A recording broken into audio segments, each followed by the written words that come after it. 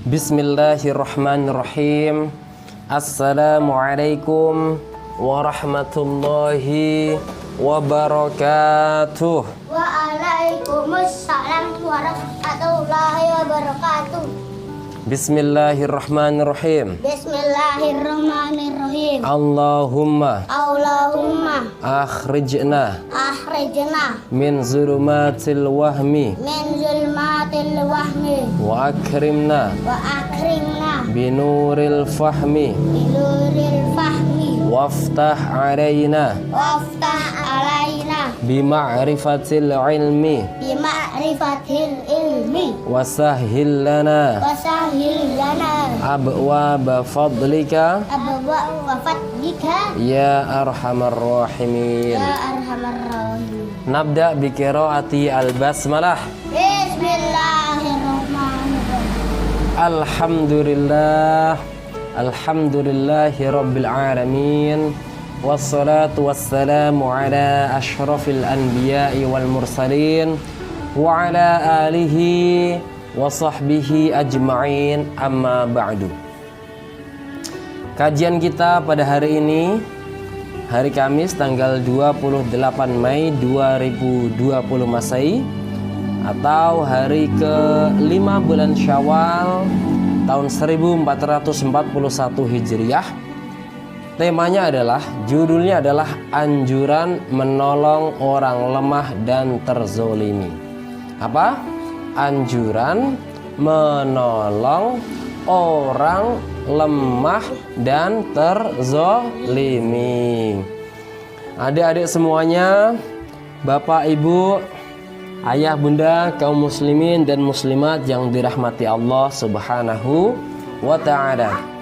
Islam sangat menganjurkan memberi pertolongan kepada orang lain, apalagi yang ditolong adalah orang lemah dan terzolimi. Anas bin Malik radhiyallahu anhu berkata, Rasulullah sallallahu alaihi wasallam bersabda, "Tolonglah saudaramu yang berbuat zalim, aniaya, dan yang dizolimi." Mereka bertanya, "Wahai Rasulullah, kami faham menolong orang yang dizolimi, tapi bagaimana kami menolong orang yang berbuat zalim?" Beliau bersabda, "Pegang tangannya, cegah ia agar tidak berbuat zalim." Hadis riwayat Bukhari. Unsur akhaka zaliman atau mazluman.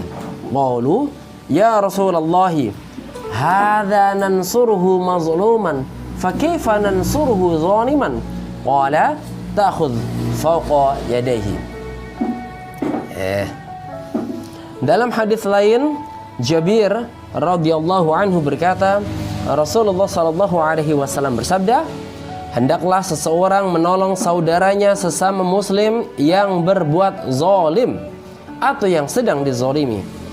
Jika ia berbuat zalim, maka cegahlah ia untuk tidak berbuat kezaliman, dan jika ia dizalimi, maka tolonglah ia." Hadis riwayat Muslim. Liyansur ar-rajulu akhahu zaliman aw mazluman. In kana zaliman falyanhahu, wa in kana mazluman falyansurhu.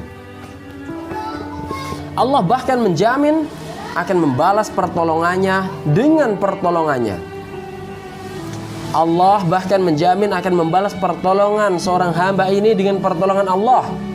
Jabir bin Abdullah radhiyallahu anhu berkata, Rasulullah sallallahu alaihi wasallam bersabda, "Tidaklah seseorang menelantarkan seorang muslim pada suatu tempat yang kehormatannya terampas dan harga dirinya terlecehkan, melainkan Allah akan menelantarkannya pada suatu tempat yang ia sangat mengharapkan pertolongannya. Dan tidaklah seseorang menolong seorang muslim yang berada pada suatu tempat yang kehormatannya terampas dan harga dirinya terlecehkan di dalamnya, melainkan Allah akan menolongnya pada suatu tempat yang ia sangat mengharapkan pertolongannya." Hadis riwayat Abu Dawud. Jabir bin Abdullah berkata, Rasulullah bersabda, "Ma min imri'in yakhdhulu imra'an musliman fi mawdinin yuntaqasu fihi min 'irdihi wa tuntahaku fihi min hurmatihi illa khadhalahu Allahu fi mawdinin yuhibbu fihi nusratahu wa ma min ahadin yansuru musliman fi mawdinin yunqasu fihi min 'irdihi wa yuntahaku fihi min hurmatihi illa nasarahu Allahu fi mawdinin yuhibbu fihi nusratahu. Tidaklah seseorang menelantarkan seorang muslim pada suatu tempat yang kehormatannya terampas dan harga dirinya terlecehkan, melainkan Allah akan menelantarkannya pada suatu tempat yang ia sangat mengharapkan pertolongannya. Dan tidaklah seseorang menolong seorang muslim yang berada pada suatu tempat yang kehormatannya terampas dan harga dirinya terlecehkan di dalamnya, melainkan Allah akan menolongnya pada suatu tempat yang ia sangat mengharapkan pertolongannya. Hadis riwayat Abu Daud. Bapak Ibu yang dirahmati Allah Subhanahu wa ta'ala, Allah Azza wa Jalla memerintahkan untuk menolong orang yang terzolimi dan membelanya menghadapi orang yang menzoliminya. Karena hal itu merupakan bagian dari mengingkari kemungkaran dan menolong orang yang lemah serta menghilangkan kezoliman yang diperintahkan oleh Allah Azza wa Jalla. Adapun hikmah dari untaian hadis di atas, yang pertama adalah perintah untuk menolong orang yang terzolimi. Yang kedua, menolong orang yang terzolimi merupakan sebab datangnya pertolongan Allah pada saat yang dibutuhkan. Tiga, menelantarkan orang yang terzolimi merupakan sebab ditelantarkannya seseorang oleh Allah Subhanahu wa ta'ala.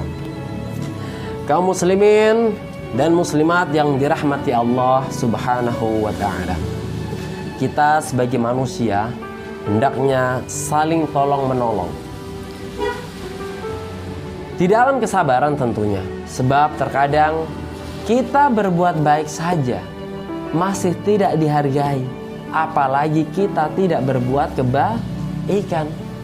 Tetapi karena perintah untuk berbuat kebaikan itu harus selalu kita lakukan, maka jauh lebih baik kalau kita melakukan kebaikan dibanding kita melakukan keburukan. Melakukan keburukan ke orang lain berarti kita menzolimi orang lain.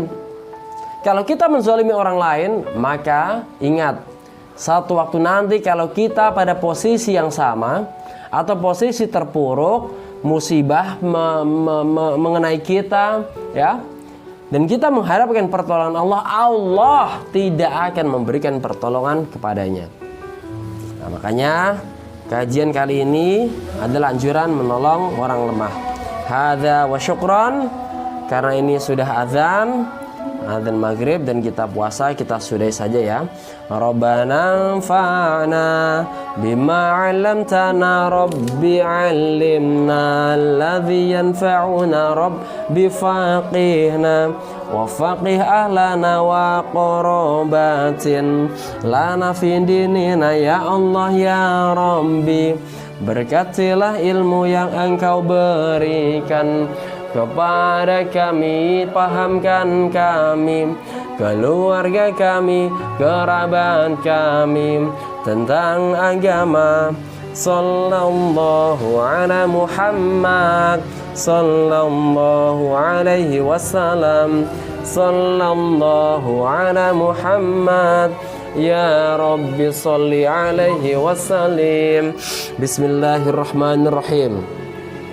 Allahumma inna nastaudi'uka ma 'allamtanahu fardudhu ilaina 'inda hajatina ilaihi wa la tunsinahu ya rabbal alamin. Nakhtatim bilhamdulillah walhamdulillahi rabbil alamin. Hadza wa syukran. Assalamu alaikum warahmatullahi wabarakatuh.